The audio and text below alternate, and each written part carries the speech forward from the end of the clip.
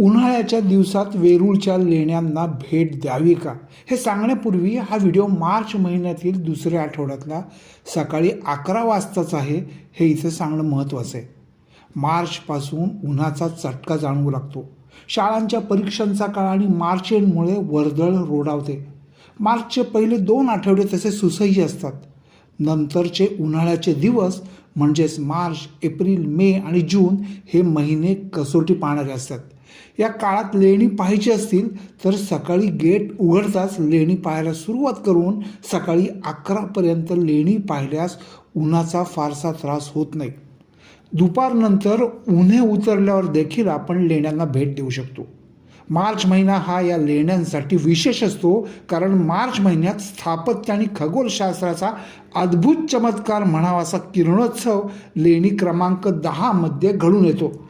या लेण्यात म्हणजेच बौद्ध चैत्यगृहात दरवर्षी 10 आणि 11 मार्च रोजी संध्याकाळी 4:30 ते 5:30 या वेळात मावळत्या सूर्याची किरणं चैत्यगृहाच्या समोरच्या झरोक्यातून तथागत बुद्धाच्या चेहऱ्यावर येऊन प्रकाशमान होतात आणि तेजाशी भेट होते. हा सोहळा पाहण्यासाठी जगभरातून भाविक आणि पर्यटक येथे मोठ्या संख्येने आवर्जून उपस्थित राहतात. वेरूळच्या लेण्यांना भेट देण्याचा बेस्ट सीझन म्हणजे पावसाळा आणि हिवाळा. पावसाळ्यात म्हणजे जुलै ते ऑक्टोबर या 4 महिन्यात पाऊस असल्याने परिसर हिरवा कंच होतो.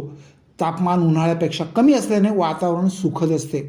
छोटे मोठे धबधबे आणि पर्जन्याच्या धारात नाहत असलेले पाषाण पाहणं हा एक वेगळाच अनुभव असतो.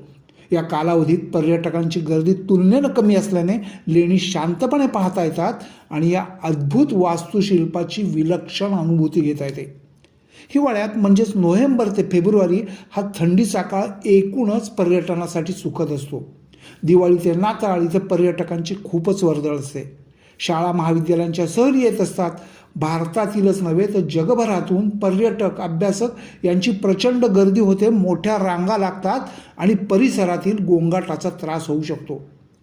जूनच्या शेवटच्या आठवड्यात उन्हाळा सौम्य होऊ लागतो, तेव्हा या दिवसात सुद्धा आपण लेण्यांना भेट देऊ शकतो.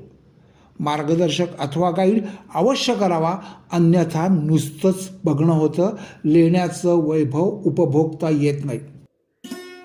हा व्हिडिओ कसा वाटला ते कमेंटमध्ये लिहून नक्की सांगा. या व्हिडिओला लाईक आणि शेअर करा. आपल्या या यूट्यूब चॅनलला सबस्क्राईब केलं नसेल तर सबस्क्राईब आवर्जून करा. धन्यवाद.